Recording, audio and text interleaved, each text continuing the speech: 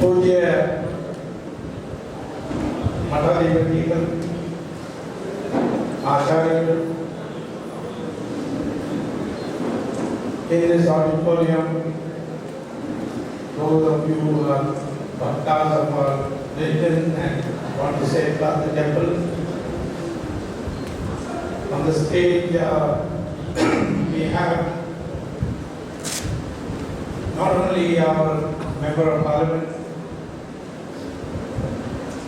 Raju, pillar of temples, pillar of schools, medical colleges, but we have Prakash Rao, Yalamanchi, living in America and building multiple temples there. So I am very proud to be here with the company of all of you, with the Akshirvadam of the Acharyas. I wish to tell you that we have a big struggle ahead, but we will win that struggle to liberate the temples of India. There was a time when India was 100% Hindu. Many people came to seek refuge here, like Syrian Christians, like Jews, Parsis. We looked after them and gave them place to stay and freedom to worship their own religion. The Parsi community came from Persia after the Islamic conquest of Persia and renamed as Iran. And they have lived so comfortably here. They have risen to great heights. Some became Chief Justice of Supreme Court. Some became Commander-in-Chief of the Indian Army like Malik Shah. Some Parsi became Attorney General, Air Force Chief. So in all these places they have occupied, became famous lawyers, Palniwala, Nariman. And when the British in 1947 left India, they asked the Parsis, you're a small community, the Hindus will swallow you, so we want to give you some reservations like we have given to the Anglo-Indians. The Parsi said, for thousands of years before you came, the Hindus looked after us, we don't need you, you go, the Hindus will look after us. When Israel was formed, the Jews created their own country, and the first parliament session, they passed a resolution, thank you India, only country where Jews were not persecuted in the world. Every year, place they were butchered. But in India, they built synagogues, they lived like any other citizen of this country. This was our tradition, the Hindu tradition, which says that all religions lead to God. You can worship Him from this direction, that direction, by this concept, that concept.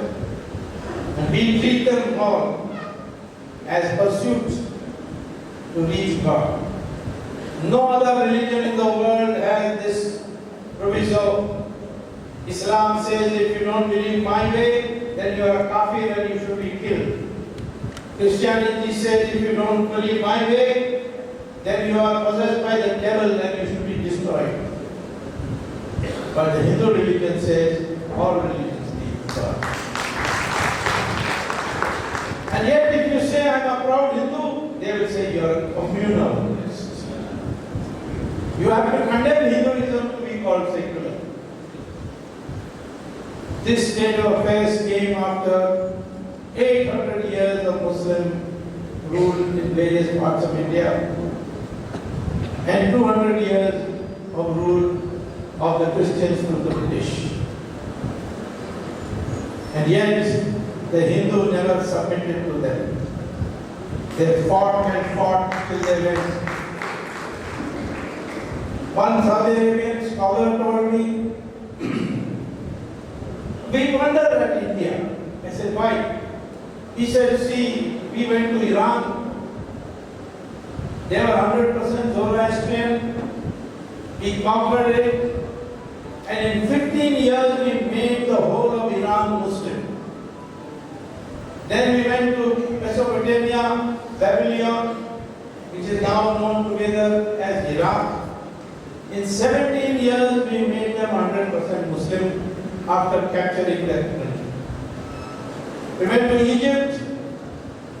The pharaohs were ruling. We captured that country, and in 21 years, we made them 100% Muslim. The Christians went to Europe. In 50 years, they made the whole of Europe 100% Christian. In India, 800 years of Muslim rule, 200 years of Christian rule, still you are 80% Hindu. How is this possible? Because people fought. Gujarat, the Rajas fought the Caliphate. Shivaji fought the Mughals. The Vijayanagara Empire, your Chalukyas here in Andhra, Nayakas in Andhra, so many, everywhere kept on fighting. The Marathas nearly finished the Muslims before the British came. Then we fought the British also. And finally we became free. But we became free politically. Unfortunately, the first Prime Minister of India was a disguised European and not a real Indian. His name was Pandit Jawaharlal Nehru, but he never passed an exam. No member of the Nehru family has passed any exam in their life. So, they kept on talking about secularism. And because of that, we could not bring about the change. It was only after 2014 when BJP got an absolute majority that we are turning the 70 years of our history and bringing back a modern Hinduism back to the country. We need modernity because they are divided by caste. Everybody doesn't think of himself as a Hindu, but thinks of himself as caste. We began the process, and because of that, our vote went from 21% to 31%. And we got absolute majority the first time for any party in 33 years. Not since 1980 did any party get absolute majority. 84. And therefore today, 2017, we say there's 33 years of elapsed. In 30 years, no party got a single party majority. We got it because for the first time the Hindus began to work as Hindus. Not all of them, but some of them. From 21% to 31%, BJP vote went majority.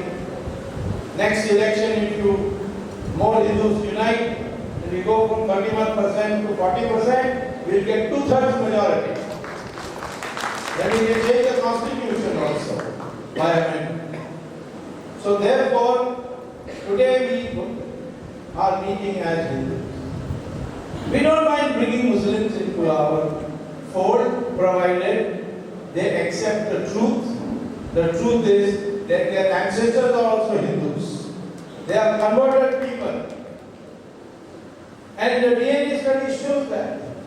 I have myself tested this.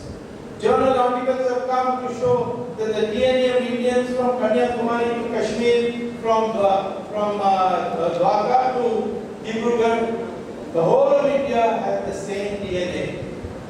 We are not Aryans and Dravidians which the British have taught in your history books. We are just one Hindu population. All those others who was ancestral relatives. So therefore, today we have to recover what we lost. And the temple is one of them. 40,000 temples were demolished to our records during Islamic rule and a few during the British rule. Today, we are not saying return all the 40,000. We say return all, you keep minus 3, Krishna temple in Mathura, Ram temple in Ayodhya, and Kashi Vishwanath temple in Varanasi. 3 you give back. And rest you keep 39,997 rupees. We told the Muslim, I told them this is a Krishna package. They said, why Krishna package? I said, Krishna also went to Duryodhana and said, keep 5 villages and keep Hastinapur, keep Dharmic, keep be a king of India, but give 5 villages. For 5 brothers, 1 village each. And Duryodhana said, nothing doing. I will not give him the space on the tip of the needle. And so war was declared. And what happened? Duryodhana lost his life. Duryodhana lost Hastinapur, Indraprastha, all because he refused to give 5 villages. So I said, if you don't give 3 temples, then you will lose all 40,000 temples, you will take all of them back. Now the worst part is, masjid is not a religious place. Masjid can be demolished. Masjid can be shifted. How do I know this? The Saudi Arabians themselves told me. One day they demolished a masjid built on the direction of Prophet Muhammad called Bilal Masjid in Makkah to build a palace for their rajas. So I asked my friend in Saudi Arabia, who is in the Minister of Finance now, why did you do this? He said, well, masjid is only a place to read namaz. Namaz can be read in the drawing room, namaz can be read in the road, namaz can be read in the aeroplane, namaz can be read anywhere. But we need a place to collect. So we have built this, which is a masjid. And therefore masjid can be demolished, masjid can be shifted, and therefore in India also you could do the same. I am not asking the public to go and demolish masjid. No, please don't do that. Don't take law into your own hands. But I am saying the government can.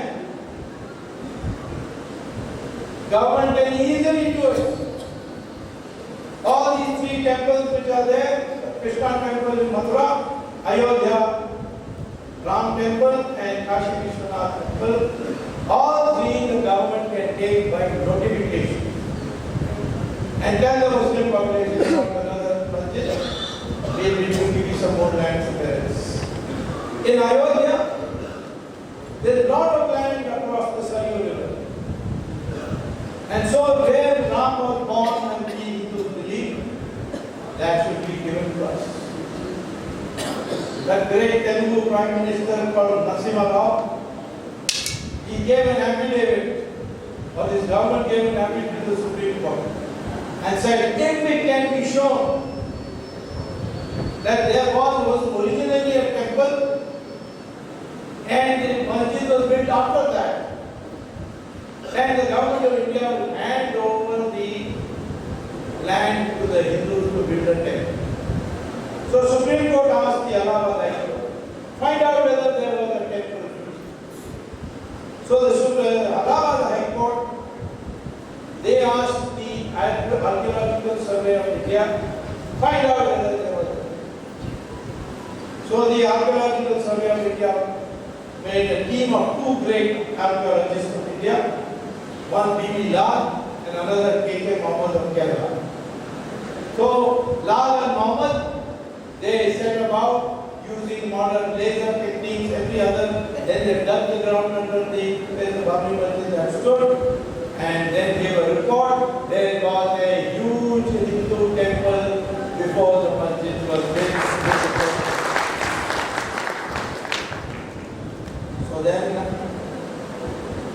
Anytime the Narendra Modi government can acquire the land and build a temple, and tell the Supreme Court this commitment was given because you, the Supreme Court, asked for it.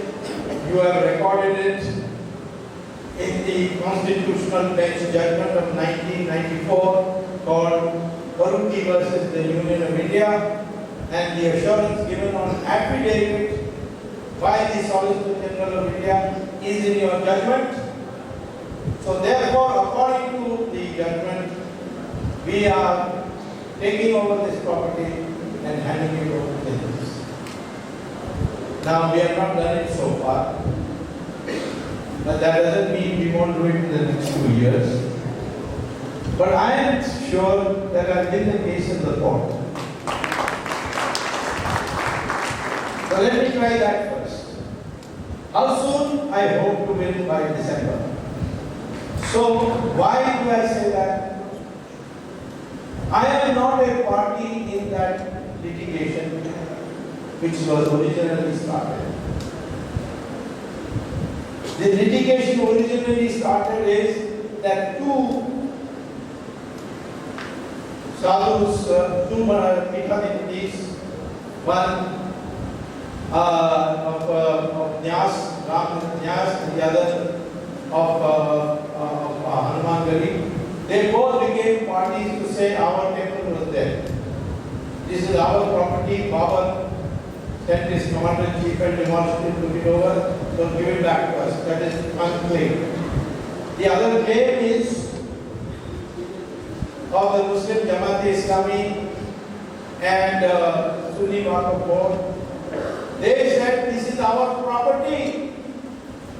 They have not said in their application to the High Court and now the Supreme Court that this is our masjid area, we were praying there. They are not saying that. They say that Babur came and conquered this land, and for 500 years it has been with Muslims, and therefore it is the property of Muslims. They don't say we will rebuild a masjid there, because they cannot. Under Islamic law, nobody can say that the masjid is a religious place. That is why you go to Google and write Saudi Arabia and demolition of mosques, you will get a big list of mosques demolished by Saudi Arabia. So they are claiming it as their property. They are not saying this is my religious feeling. They are saying I have lost property, I have to take it back. On the basis of adverse possession, that is, they have been having it for 500 years.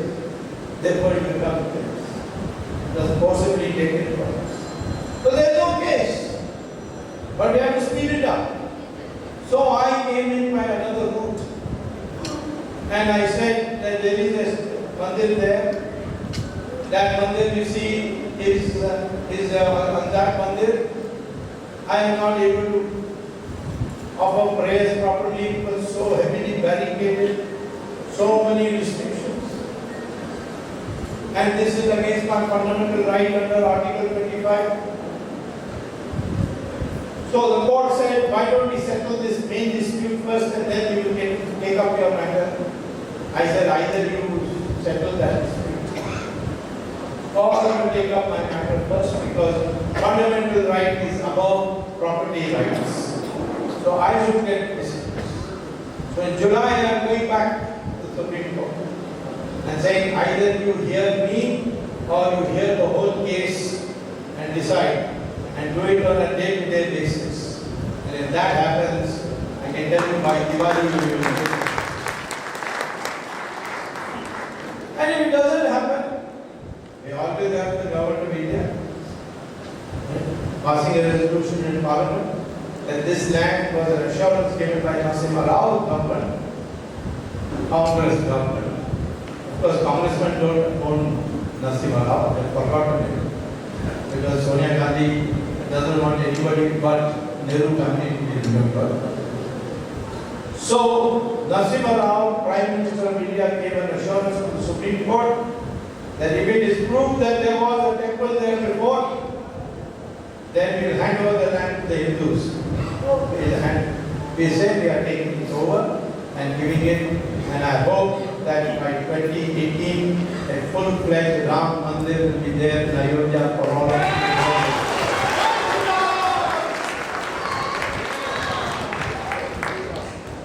I don't know why the Hindus are so defensive. When the British divided India into India and Pakistan, they had to pass a law. And that law was a bill they brought in the House of Commons, British Parliament. And in that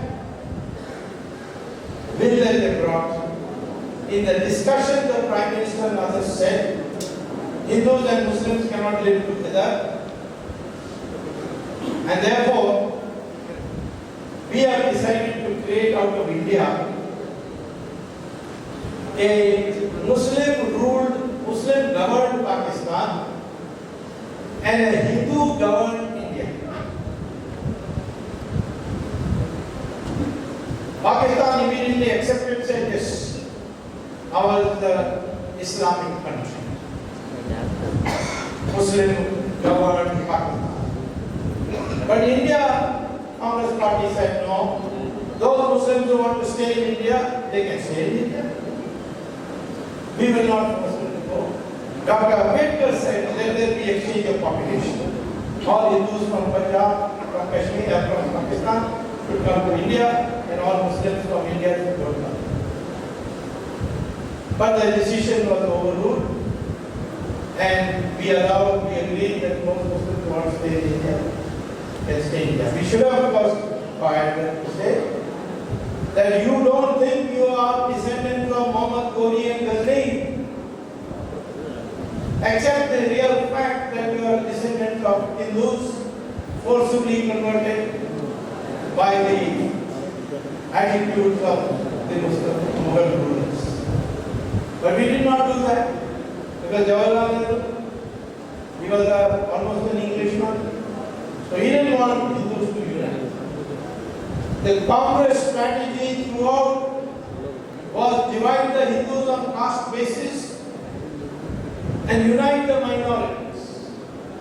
Minorities all put together 18%, Hindus, Sikhs, Buddhists, Jains together 82%. But they are divided. Sikhs are going one way, Buddhists are going another way, Jains are going another way, Brahmins are going another way, all according to caste. Kamas are going one way, Reddis are going another way. Yeah, for marriages you can go this way and that way. But for voting you should vote as a Hindu, because the minorities are voting as minorities. I am not saying all of you need to vote. Out of 80%, if 40% vote for a party which will safeguard the rights of the Hindus, that party will always win the elections. But the Congress strategy was unite the minority and divide the Hindus. And I think now we shall unite the Hindus and divide the minorities. Because this time in UP we found not one MLA ticket was given to Muslims. They couldn't find it. Who we wanted to be called the nationalist Muslim, who's willing to say that his ancestors are Hindus. So we didn't give any. People said the whole country will be upset. This is communal and all that. But instead what we found, that in UP out of 125 seats in which the Muslims are in commanding position, vote-wise, 85 voted to elect BJP. Why? Because the Muslims were not voted for us. They said BJP is the only party which will give us freedom. We don't want this triple talaq. We don't want all this Sharia and all that. We want freedom. We want to move freely. We don't want to be caged in a burqa. All this feeling has come because they are seeing Hindu girls are moving freely, Hindu girls are becoming doctors, Hindu girls are becoming professors, they are flying aeroplanes, they are joining air force. Why not us? And that is because of the Sharia laws. So therefore, women are increasing coming. Boras and Khojas, Shias, they are also voting for us. Saying that the Sunnis are bullying us. We don't want to be with them. So therefore, now we have done the opposite. Unite the Hindus and divide the Muslims or the minority. I am saying to you, we are today fighting the temples, which are under government control. In 2014, there was a very path-breaking judgment of the Supreme Court in my case. Subrahmanian temple was taken over by the DMK government. I went and challenged it because Swami Dayananda Saraswati said I should do it. And I argued, and the court then gave the judgment that the takeover of the Subrahmanian temple by the DMK government was illegal, struck it down and gave it back to the pujaris.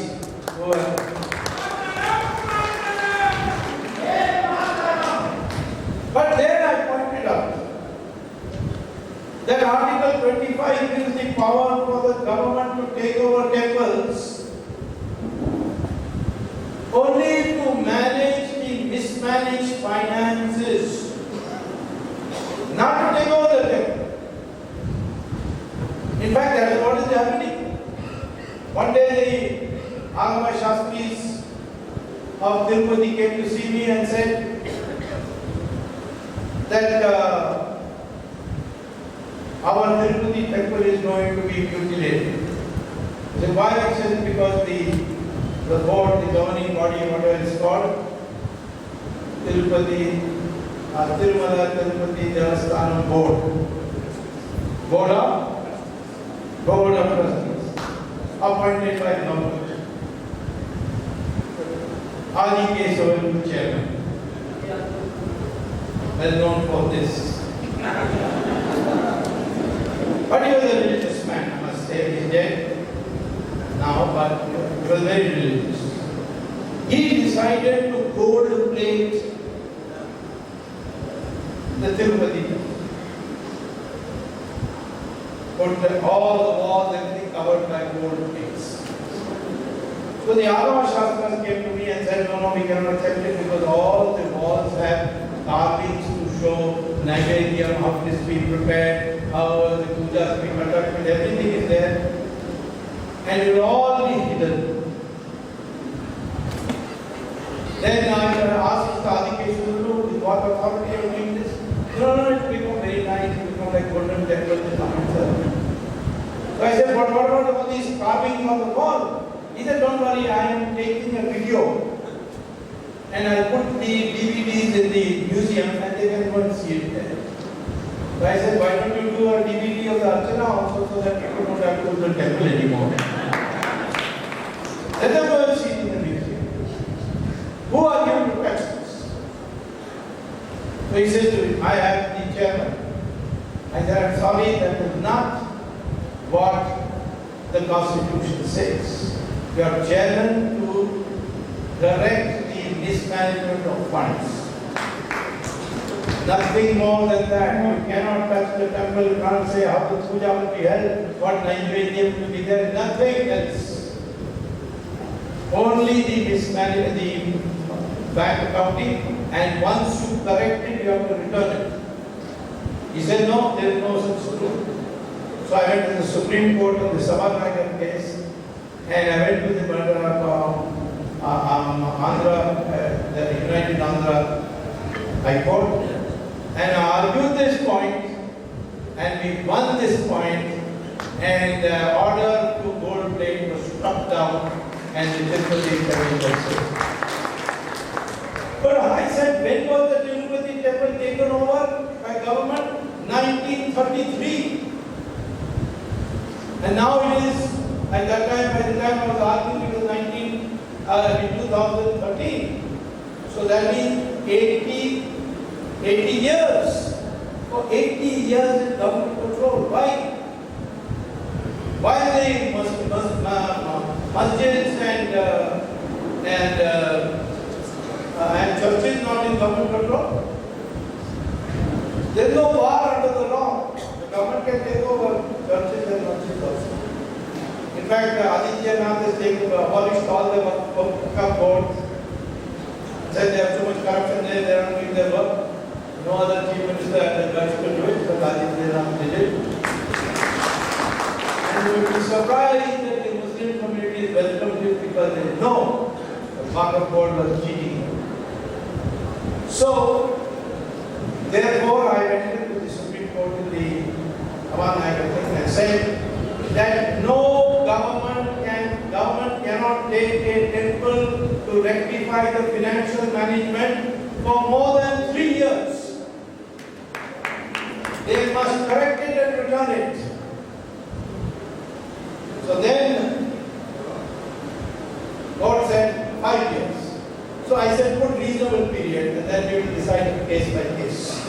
So the thing says that if any takeover order under the HR Hindu Religious Endowment and Charitable Endowment Institution Charitable and others, that HRC order that is called, if there is no provision for the time period for taking over the temple, then it is illegal, that order is illegal, can be struck down.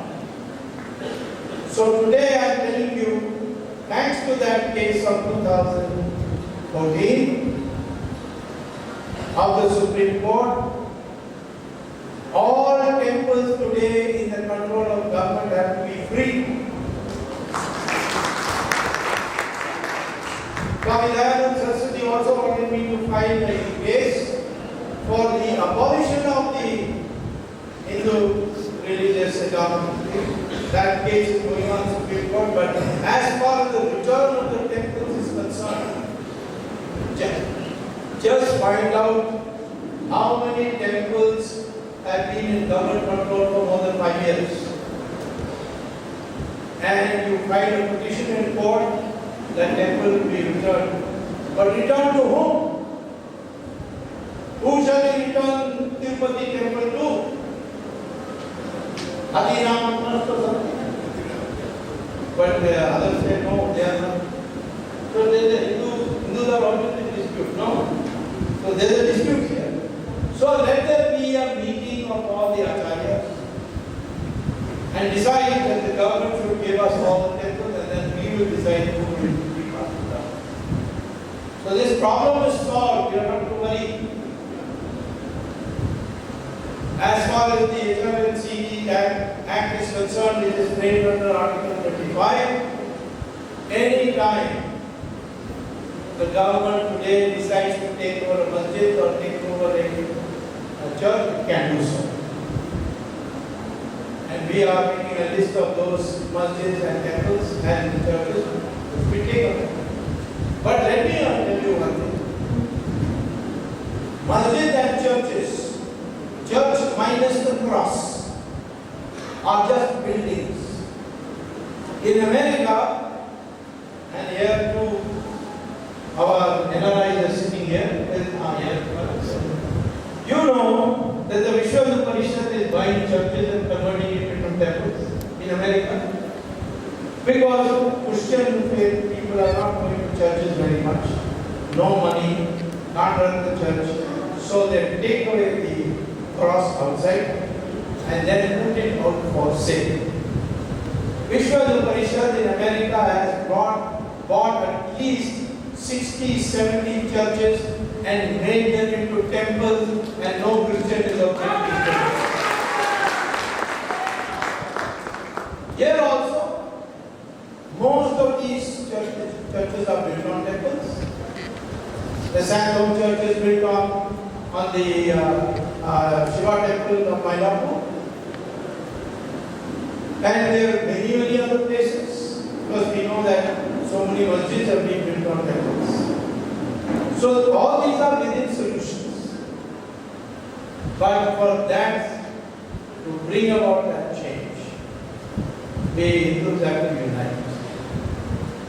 And you can divide yourself on cricket match if you like, you can divide yourself on marriage if you like, can divide yourself on anything.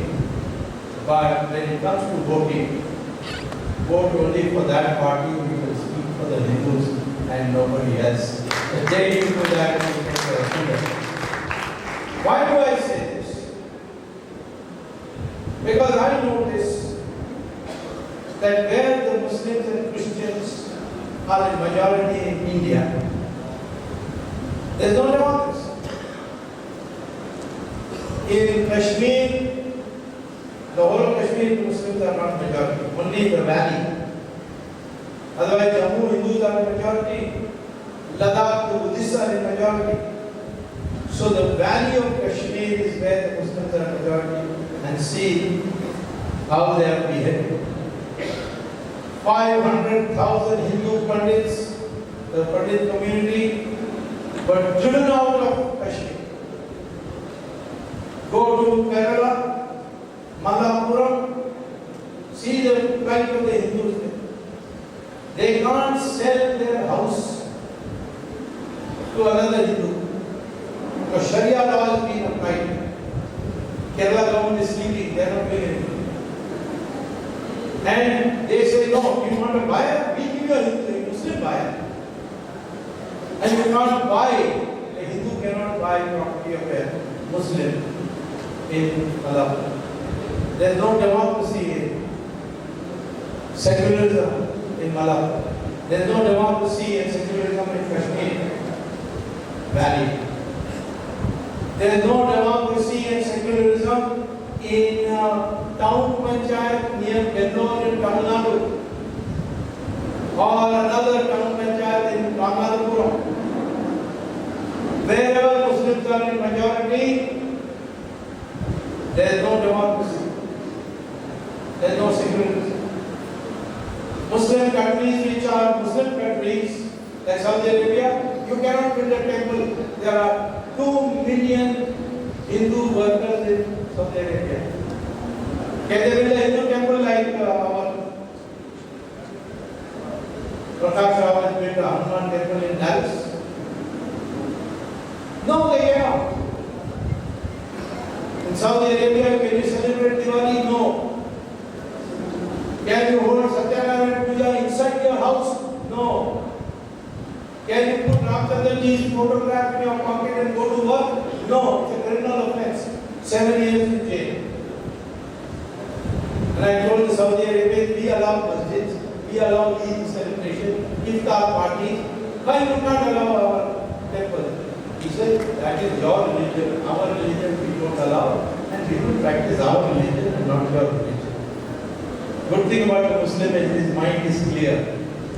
His Hindu mind is always confused. I call this Arjuna disease. Because Mahabharata, the armies are standing against each other. And suddenly Arjuna says, no, I am not. These are my brothers, how can I kill them? Then Krishna has to remind him that your wife's sari was pulled in an open court. They stole your kingdom. You have to explain to him.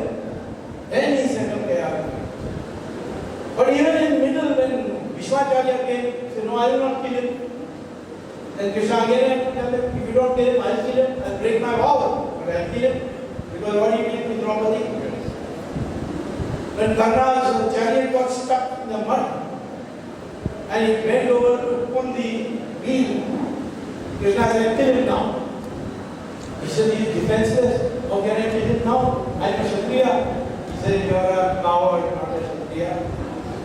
Have you forgotten what he did to Draupadi? Kill him now. So this Hindu mentality is always, what will happen this way, that way, this way.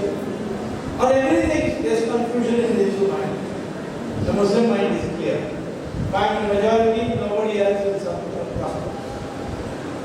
And if I am in a minority and the majority is strong, united, I will surrender. In Australia, the white people are in majority and united. And there they say, you have to obey the Uniform Civil Code. All the Muslims there are obeying the Uniform Civil Code. You cannot wear burqa and go in the street. none of them were put by the street. One day one mullah said from his masjid pulpit that I don't like that we have uniforms recorded in Australia. We would like Sharia. The Prime Minister said if you want Sharia, go to some other country, but not in Australia. Next day, all Muslim organizations passed a resolution sent to the Prime Minister that this mullah is a bad fellow. We all love uniforms will go. We are no people. Where you are in majority, and the majority is united, the Muslim minority will also be okay. It is only when the majority is Hezbollah like ours, or like England, like or France, the Muslims then start attacking it. So I don't blame the Muslims, I blame myself. So, what is the solution to all these problems? The unity of Hindus, which our acharyas they wrote. They must guide us. All these divisions of caste and their language and all is bogus. We must get rid of it. And as far as politics is concerned, we should all work for the welfare of the Hindus. Unitedly, we got that power to vote, use it for the Hindus. Your temples will be liberated. You will find there's a whole change. You will be able to break coconuts for opening ceremonies. You will learn Sanskrit. You will all these will come naturally. You can practice yoga, do Surya Namaskar. This is a country of 80% Hindu. It was originally 100% Hindu country. We fought a battle, freed our country. We have every right to treat it without imposing. No Hindu will impose on a Muslim and say, better convert if you want to live in this country like the Muslims will do in Saudi Arabia. We will not do that. You practice your way, but don't come in our way. Don't come in the view of the majority. And that is the way. All these things that you are complaining today about the temple are symptoms of our weakness in not being united. Let's be united, and that is the main message that I want to give you today. Thank you very much.